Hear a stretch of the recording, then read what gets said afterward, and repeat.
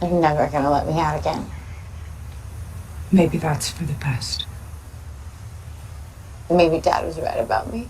Since we're talking about Pretty Little Liars today, I've got my mug that says, "Oh, for fuck's sake." I love it. I think it summarizes my relationship with the show perfectly. And I've got some vegan chocolate because today is a special occasion. We're talking about my unpopular opinions about the show. They're not going to be that unpopular. There's bound to be at least one person out there who agrees with me. Now, I've made some commentary stuff about Pretty Little Liars a few days ago, so I will link that in the description. I made one called Everything Wrong with Pretty Little Liars, and I talked about the biggest issues in the show and stuff that other people haven't necessarily picked out. And I made another video which is kind of like rewriting the finale of Pretty Little Liars, saying why their finale was so bad and who I would have picked to be the final A. I'm sure you will love them as much as I do, and let's get into it. So my first unpopular opinion is that I don't mind Cece being revealed as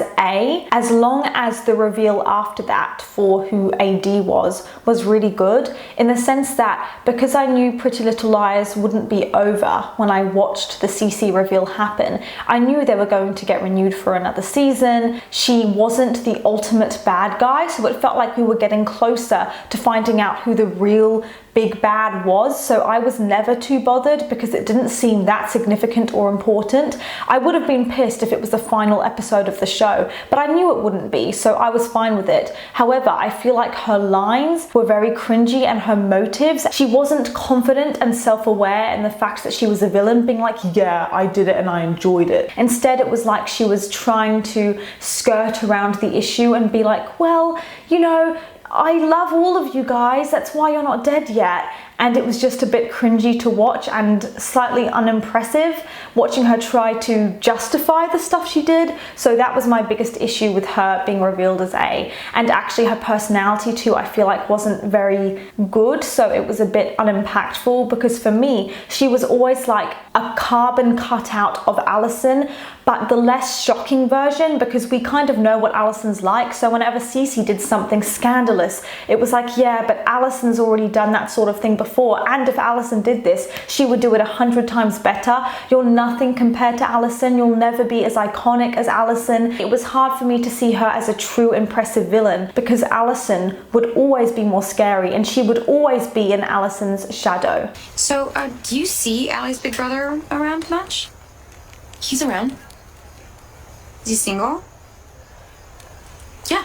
My next unpopular opinion, number 2, is about Paige, who is one of the most hated characters in TV history. I despise her. I talked about this in my Everything Wrong with Pretty Little Liars video. I go on a whole rant about it. I despise her character. She's horrific, she's boring, she's lame, she has no chemistry with Emily. How'd it go? Great. Good. He's a nice guy. Yeah, it went okay. People are too hateful towards her, or if they are hateful, it's for the wrong reasons. I have the opinion that there's a lot of sexism and misogyny that plays into just how reactive people are when they talk about her and how aggressive and how they would even bully the actress over her character. There are many boring characters in this show. All of Emily's pathetic love interests, Garrett, Wilden, there are lots of them. Lots of Spencer's love interests were very dull. That's kind of an issue with Pretty Little Liars, is that a lot of the characters are very boring and she's one of many, but people were acting as if the show would be incredible if you just took Paige out of it. Paige is not the overall problem here with the show. Also, people would talk about how controlling she could be towards Emily or irritating, and I agree with all of the above, but the thing with Paige is that yes, she's annoying as hell. Right. Your mom's waiting. God, why is everything so easy for you? But she's pretty harmless. She does a few shitty things, but compared to everyone else, she's very tame. And people give Paige so much hate, they forget about the nice stuff she did, like when she rescued Spencer on the Halloween train, or the few cute moments she did have with Emily, which were scarce, but there were a few there. Allie did terrible things, okay? But she's been through so much. She's not the same person she was. Who is she now? The kidnapped girl who never got kidnapped? The struggling teacher with a sister in a mental hospital? The poor wife abandoned by her con man husband? Ever notice how she's always the victim? I also think she's a far more sympathetic character when you see how she was bullied and tormented by Allison. My point is there is a huge double standard, and I think nowadays women get criticized for everything we do. We're too loud, if we're interested we're too clingy, and if we show our skin we're a slut, if we don't show our skin we're boring and we're a grandma and we're not sexy. Basically nothing we do is good enough, and I'm sick of it, and I've been thinking a lot about this at the moment. So when I look at Paige, yeah, I wish she wasn't in the show. But there are loads of other characters who were terrible and got way too much screen time as well, and she's not alone in that. So many other characters like Ezra and Toby have done so much worse, but people overlook that. But then when it comes to Paige, people come down so hard on her. People call Paige crazy, obsessive, jealous, but you could say the same thing about Ezra in multiple scenes. Like, remember when he was all jealous that Arya was dating Jason? He is basically the male version of Paige sometimes. From what I know, Paige wasn't dating minors, Ezra was. So let's just keep things in perspective here. Also, just quick pause for a minute. I am going to keep doing some more videos about this show, videos to do with ranking the best and worst couples. If you've got something in mind, basically, that you want me to talk about to do with the show, a certain topic, please let me know in the description, because I may do it. I'm already doing a lot of people's requests. My next unpopular opinion, number 3, is that Lucy Hale's acting as Arya was incredible and really underrated. I could sort of tell that she thought Arya was going to be A, because it came through in her acting, because she always seemed a little bit shady and aggressive, and I loved that. I think she did a great job of being likable but dark at the same time, and she just encapsulated everything I imagined Arya to be. I love her. Everyone talks about Troy and Belisario, who did an amazing job, but people don't talk about Lucy Hale enough. And also in terms of Shay Mitchell's acting as Emily, people are a bit harsh because there are loads of other people on this show who aren't very good actors. Like the guy who plays Garrett, I think doesn't do a very good job on this show, if I'm honest. I'm sure he's great in other stuff he does, but on this show he wasn't very good. And there are other characters who are more minor who do a really bad job in their roles, but everyone is so harsh on Emily. But I do think that she really captured the innocence and the sweetness and the purity of Emily, and she had a very light energy, which I really liked, and there were some scenes that she was good in. Also, my next unpopular opinion is that I hear a lot of stuff like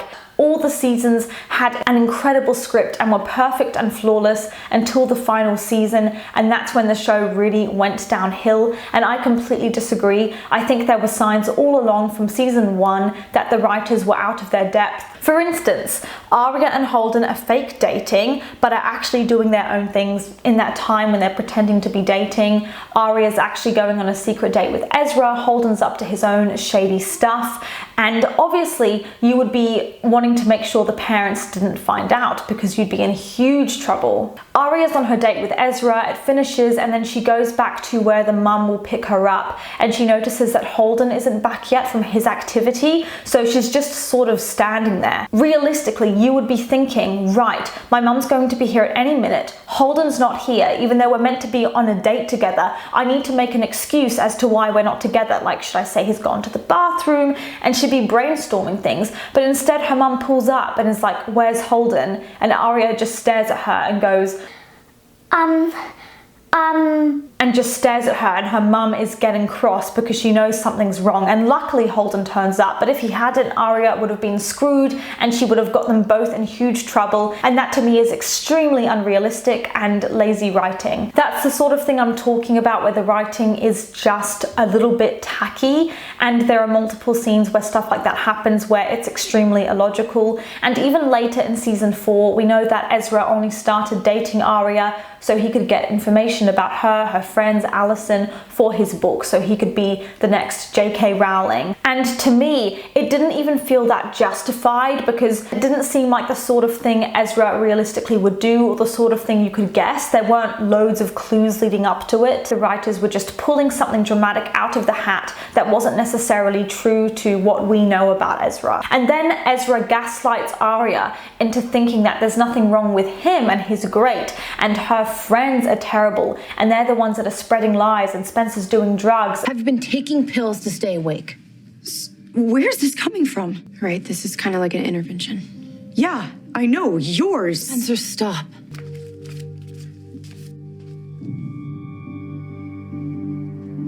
Where did you get this? Ezra. He's worried about you. You're kidding me, right? And you two didn't tell her? He's A, Aria. How can you not see what's happening right now? He's trying to undermine me. He's being A. Please tell me you see what's happening here. Ezra said that he found you passed out in school today. That you were barefoot, you were in your pajamas, and you didn't even know who you were.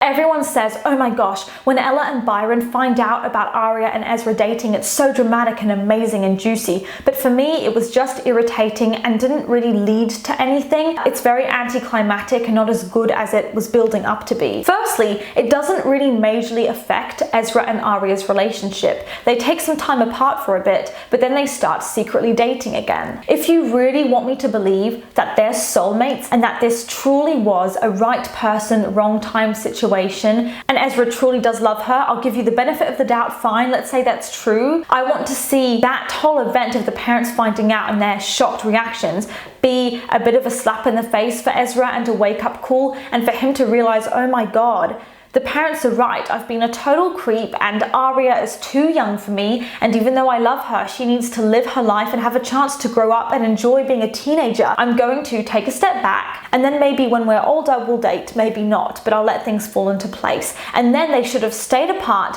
and not dated until after the 5-year time jump. And I would have thought, okay, he is more respectful. After that reveal, it's really dramatic. Mike punches Ezra in the face, everyone's shocked, everyone's angry, the parents are fuming and talking to each other about it. I want to be very clear.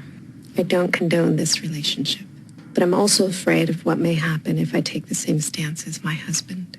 I want to slow things down before anybody goes moving away or running away.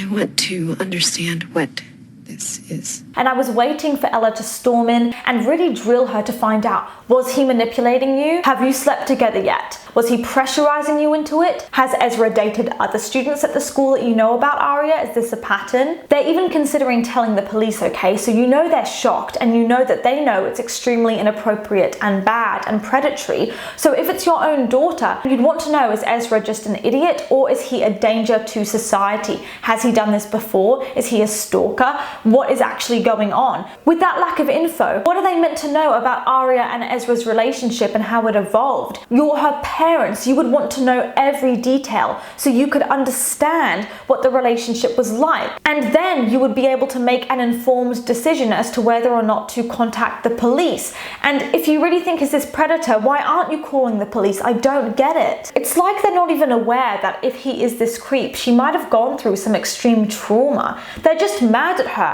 as if she's just being a catty teenager rather than looking at her as a victim of a predator. And what annoyed me even more is they kept pressurizing Aria to go out with her childhood friend Holden, being like, how was the date? Do you guys want to go out again? She just got out of a relationship. The last thing Aria needs is to be pushed into another one. And why do her parents want that for her? So let me know what you think about that. My next unpopular opinion is about Ravenswood, which is that I know a lot of people really hated any supernatural element. It annoyed me because it was out of place, but I didn't detest it and it didn't make me hate the show, and I wouldn't really have commented on it in my last video or cared about it, to be honest. But what annoyed me about it was that the whole thing was a promo for the Ravenswood spin-off, so it felt very cheap. It was the same reason I hated the Addison subplot, because it didn't feel genuine. It just was like, oh my gosh, guys, keep your eye out for the new spin-off or reboot starring Addison's friends. It's like a marketing tactic,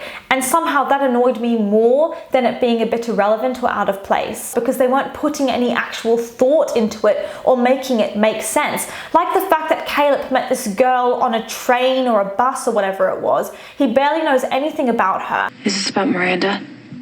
It's not like that. Like what? Like what you're thinking.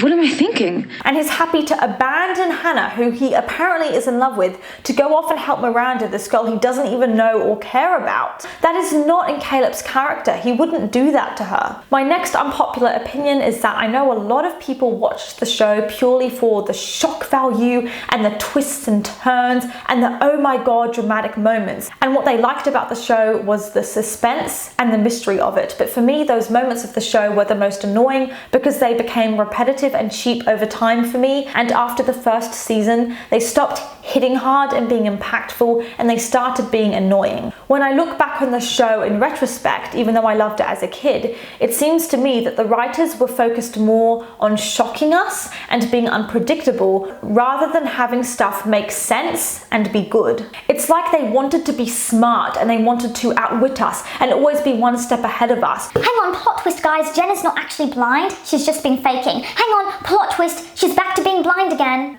Oh my god, I need a cup of tea. Ezra has an ex-fiancée. Later, Ezra may have a child. Oh wait, never mind, that's done with. Jason is Spencer's brother.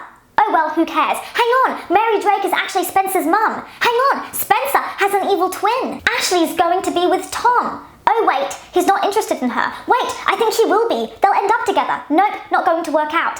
Hey, Ashley met a new guy, Ted. He's so sweet. Oh no, she cheated on him with Jason. And you times that by 100 again, and you add that into 7 seasons, you can get why it becomes boring. Another unpopular opinion I have is that the pacing and structure of the show isn't very good. Even when the show was in its peak in like season 1 to 3, the episode A Person of Interest is just everyone hooking up and going on dates and nothing of consequence happens. And also they'll get a tiny clue or a lead or something genuinely important and then nothing for like 5 episodes and finally something relevant. Season 6 episode 5, She's No Angel, the episode spends way too much time on characters who won't be relevant in the future seasons and who we don't care about. So Clark the photographer, who seems interested in Arya, but does he have an ulterior motive we know means nothing, and he is honestly completely useless to the plot, but yet we're spending all this time with him.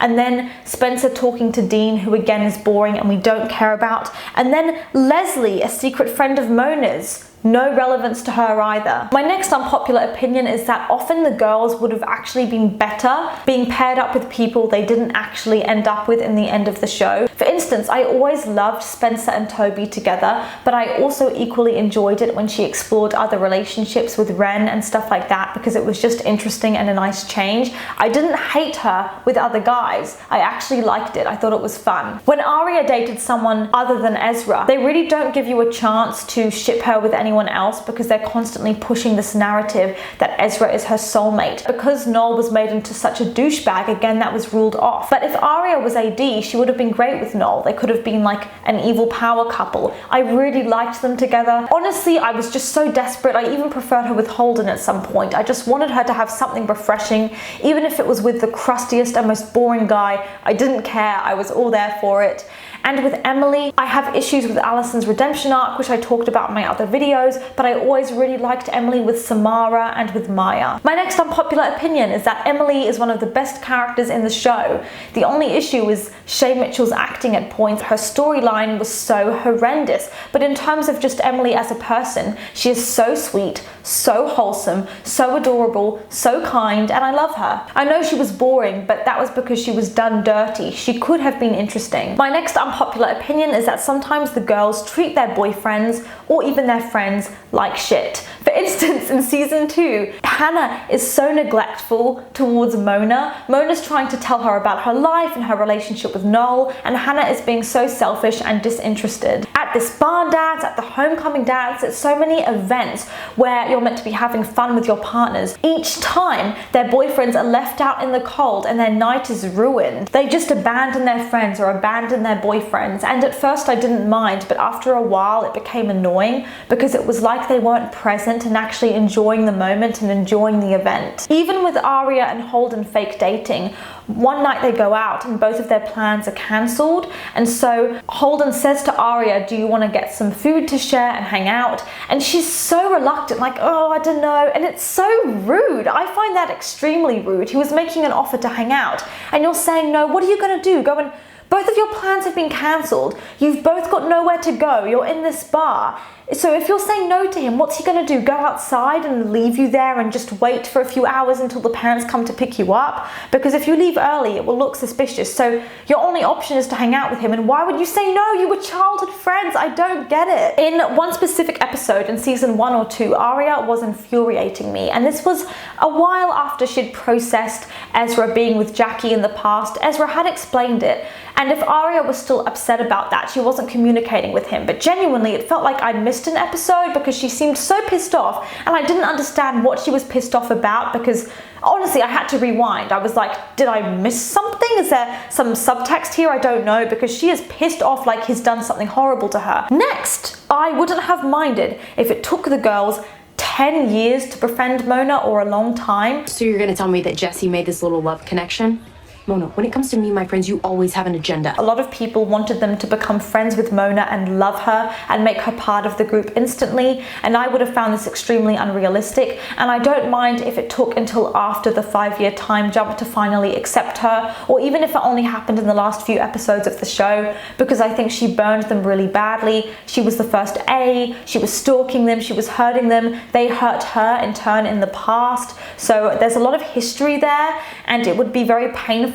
But I think if the show is about female friendship, apparently, is it really? Come on, everyone says that, but is it really? Is it really though? Seriously, because I hear, off topic, but I hear so many people say Aria couldn't be A because it ruins the theme of female friendship. Is this show really about female friendship? I mean, yes, the main 4 girls have got an amazing friendship most of the time, but if it really was, you would surely have them accept Mona at the end, because they didn't. They were being such bitches and she was trying so hard. She was doing so much for them. She was smarter than all of them. Mona, I didn't know you would be coming tonight. Neither did I. Why would you bring her to my rehearsal dinner? I'm sorry. Okay, I didn't know what else to do. They owed it to her because they've been horrible in the past and they've done some bad stuff too, okay? They are not innocent. They have this holier than thou attitude and it's infuriating, and they still weren't even giving her a chance or inviting her to hang out later, even though she seems so lonely half the time. And I absolutely detest it. It's like they're so stuck in their bubble and they're so cliquey. That's why I wouldn't have minded if Aria was A, because there were flaws in the friendship that were there already. Mona should have become part of the main group in the end. Also, unpopular opinions in terms of characters I like or dislike. I like Mike in every season of the show. I liked him because it gave Aria something different to do rather than another Ezra storyline. It gave her a nice change and something fresh. I like Byron. He's an idiot, but I think he has an endearing, hopeless, clumsy charm that I kind of like. I really liked Sean. Sean was Hannah's first boyfriend and I'm disappointed we didn't see more of him because he reverted the stereotype of the jock, the sports guy who sleeps with lots of girls, because Sean didn't do that. Everyone loves Hannah that I know. They're like, oh my god, Hannah's so amazing. She was never my favorite. I always liked her. She was fine, but she never really captivated me the way that Spencer and Aria captivated me. Next, I will always love Caleb, and to me, he will always be one of the best characters out there in the show, no matter what. However, for me, he lost by the end that mysterious playfulness and that bad boy energy, which I actually liked for him, funnily enough, and that charm that he had in season 1. He just became almost the stereotype of the protective boyfriend. This is the short one, but I wanted Emily to dance more or go into beauty pageants or competitions. Like, the opportunity was there, but it never ended up happening, and I wanted to see it because it would give her something different to do rather than the whole dating stuff that just wasn't working out for her. Also, everyone was really into the whole dollhouse episodes, like, oh my god, the girls get kidnapped, it's so scary. But for me, those episodes were fun to watch, but they were disappointing. Them being kidnapped was such a scary, creepy idea. How do you mess up a kidnapping? Mona's there and it looks like she's completely snapped and she's calling herself Allison, wearing a blonde wig and dressed in Allison's clothes, and then like she disappeared. It should be creepy as hell. Literally, they're in this dollhouse and they smash a window and there's a wall there so they can't get out. And then when they go outside into this gated area, they're in a forest in the middle of nowhere. It should be so scary and creepy. How do you mess that up? Seriously, I would like to know, was it the lighting? Was it the directing? I get scared very easily. I hate horror films. I was not scared during that. I was just a bit like, really? This is the big scary kidnapping that traumatizes them? This isn't scary. This is so lame. I felt like the stakes were so low. They're kidnapped, right? I should be terrified. I wasn't. I was like, they're gonna be fine. No one's gonna get hurt. It was just cringy and actually boring at points. How do you make a kidnapping boring? Arranging a photo album or something, or looking through clothes and boxes, and it's so dull. This fence is like a giant lightning rod.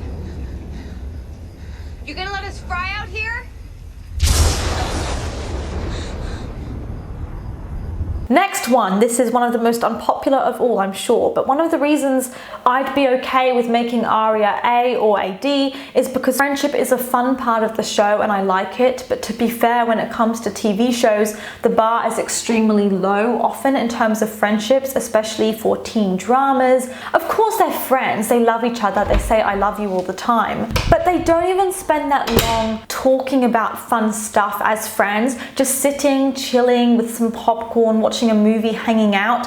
You don't even see that in montages very often. Anytime they're together, it's almost like they've just been forced into that situation because something happened with Jenna or Noel, or they're being blackmailed by A and they need to talk about it and support each other, rather than them just being teenagers and giggling and laughing and hanging out. I didn't see those kinds of scenes enough and it always annoyed me. This is deeper than a surface level thing. And why is it that Aria is needed for the friendship on the show to be real and good? Why would her betraying them ruin the theme of friendship or take away the girls' connections with each other? Like, first of all, her betraying them could be deeper. Now, a lot of people said that maybe she could love them completely, but have a split personality disorder, so she does love them, but then when she flips, she hates them. I wouldn't like that because it seems extremely insensitive to multiple personality disorder and stigmatizing it. There are loads of other girls there left to be friends on the show. You've got all the other 3 girls. What if you brought Mona in and she became friends with the girls and sort of took Aria's place? You know, there are ways to do it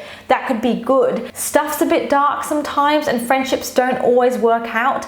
And for most people, they've experienced toxicity in a friendship and being stabbed in the back and having stuff not work out and having people turn against you. I'm keeping this mini series going for a little bit longer. I love talking to you guys and getting to know you and seeing your profile pictures and being like, oh my God, it's that person. So I'm going to do who was the worst PLL couple, who were the best. So basically ranking them in order, the best and worst characters, maybe more theories about A reveals in the show. Thank you so much for watching, guys, and I will see you next time.